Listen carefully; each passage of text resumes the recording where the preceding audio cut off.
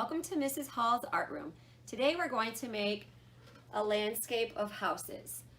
So get your pencils, markers, and crayons and let's get ready to create.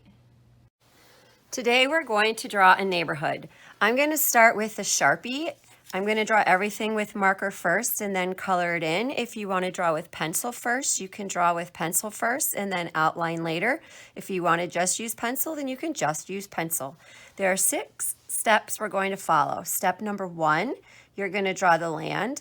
Step number 2, you're going to add your houses. Step number 3, you're going to add doors and shingles. Step number 4, you're going to add windows. Step number 5, you're going to add trees and flowers. And step number 6, you're going to finalize your background by adding whatever other details you would like to draw.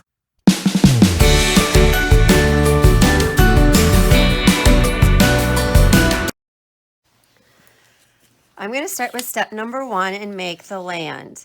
I'm going to start with a curved line near the bottom of my paper and then another curved line at about the middle or a little bit below the middle because I need to make room for the houses. If I make this line too tall, then I'm going to have very short houses. These houses are rectangle shapes with a triangle shape at the top. I'm going to make 4 houses. I'm going to draw 2 lines and then I'm going to put a letter V on top. Or you could make the roof first and then make your lines going down. In my example, I have 4 houses in each row. If you don't want to make 4 houses, maybe if you are in 2nd or 3rd grade, you only want to make 2 houses. Maybe if you are in 4th or 5th grade, you want to make 4 houses. Maybe kindergarten and 1st grade want to make 1 or 2 houses. It is totally up to you. It also depends on how big your paper is. I'm using a piece of computer paper. You could use computer paper. You could use notebook paper.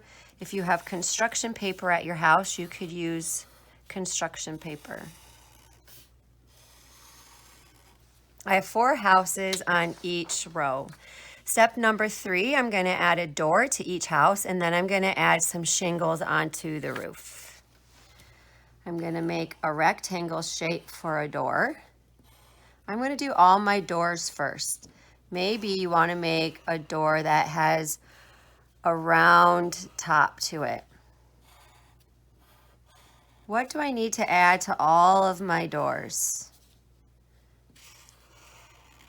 You're right, a doorknob. Each of my doors should have a doorknob. So I'm going to add a little circle on all of my doors. What's something else I could add to all of my doors? You got it, a window. If you want to add a window to your door, you could add a window to your door. Some people have doors in their, or windows in their doors, and some people don't. It's your choice. I have a window in one of my doors and my other door I don't. This one I don't. I'm going to add shingles. You could make a straight line for your shingles or you could make a curved line for your shingles. It's like making the letter U again and again and again. Repeat that shape over and over. Depending on the size of your paper, you'll be able to fit about 3 letter U's for your shingles on each of your houses. Remember, I'm using a piece of computer paper.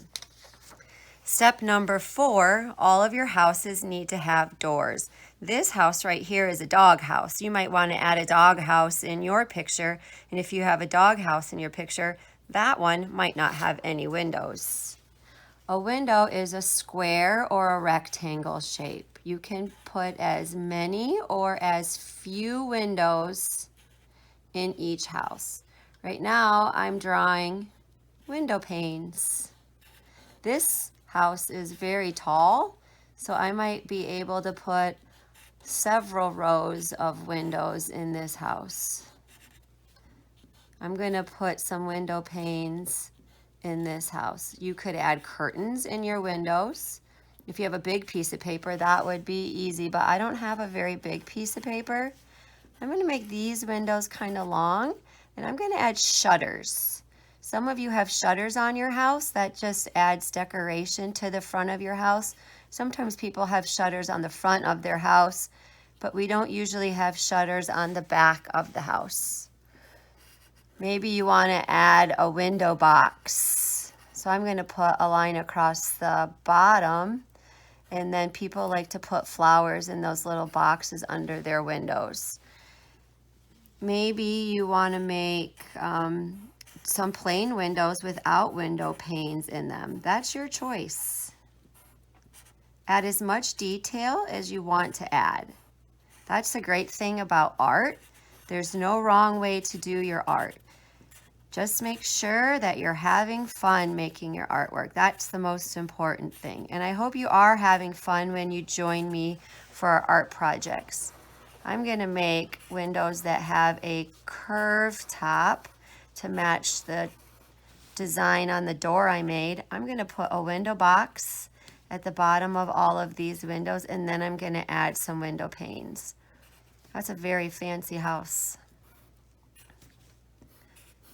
I'm going to finish by adding windows on this last one right here, and I'm just going to add window panes. Now all my houses have doors, windows, and they have shingles on the roof.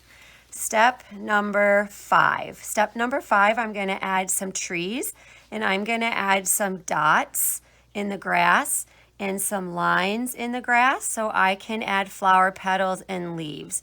We've used this technique or this idea before in some of our previous projects when we've made leaves and when we've made flowers. So I'm going to start by making some trees. I'm going to make a tall tree between these two houses so that my green part or the leaves of my tree can go above my house. And then I have to stop because my house is in the way. Do you see how I made those curly? You might like that design, or you just might want to make a round circle. That would be fine. I could just make a round circle, or I could make the letter U again and again and again and do that shape. But I'm doing something a little bit different. I'm making them a little bit curly. I'm going to take my marker and I'm going to add some bushes. I'm going to put some bushes behind my trees. And then I'm going to add some more trees between these houses. And you don't have to put trees between every house.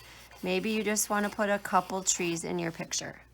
Then I'm going to put some dots. I'm going to fill up some of this space with flowers. And then I'm going to make the letter U, and I'm going to repeat that letter U around my circle until I get all the way to where I started. This is a very easy way to make flowers. Remember, if that's too hard, you can draw lines first and then do your letter U around your lines. Draw lines first. I made 4 lines. You could do 4, you could do 5, you could do 6, and then go around the lines. You might even like this idea better with the lines. And then I'm just going to put some lines, and then I'm going to add leaves. Now it looks like leaves and flowers have fallen in the grass. If you wanted to make a sidewalk for all of your windows, or a front walk coming from your front door, you can add any extra detail you would like to add. If you look at this example right here, you can see that I even put some birds in the trees. If you want to add clouds or butterflies, add whatever extra detail you would like. And of course, don't forget to put your name. Find a corner and write your name in a corner. If you draw this in pencil first, you might want to outline in black permanent marker like I have done, or you could just leave it in pencil. It's your choice. If you are in kindergarten or first grade, then you might want to make your picture with just 2 houses. After you're done drawing with marker, you're ready for color.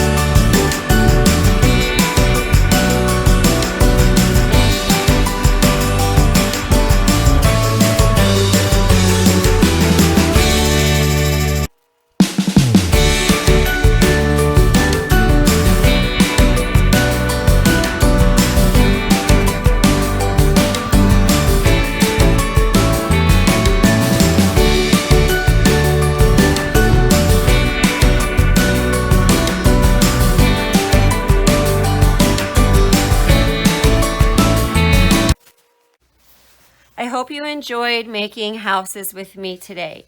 Just a reminder, if you are in lower elementary, in kindergarten, first or second grade, and you would prefer to make fewer houses, here's the example I demonstrated with 4 houses, 2 on the top and 2 on the bottom. For upper L, you might want to make more houses. So here's the example I just practiced with you with 4 houses on the top and 4 houses in the bottom. So foreground, the middle ground, and the background. And then here's another example I was working on. I thought about outlining the houses with marker and then taking a paintbrush, and then you could spread the marker and add some watercolor paint. Here's another example I was working on. This project right here is completely all done in watercolor paint. So if you feel like painting today, then you might want a watercolor paint. And finally, here's one that I made, and this one is all done in marker. And I really like the overlapping of markers. You can take different shades of the same color and put different shades of blue together. I took different shades of green, and I used dark green on top of the light green, and I did the same thing over here with the greens. So I really like that layering of marker. Just add some more detail and more interest, and perhaps a little bit more challenging for upper L, for 3rd, 4th, or 5th grade to do some layering of markers. I hope you had fun today. Thank you for joining me this week to make houses. I hope you had a great time, and I'll see you next week. Bye.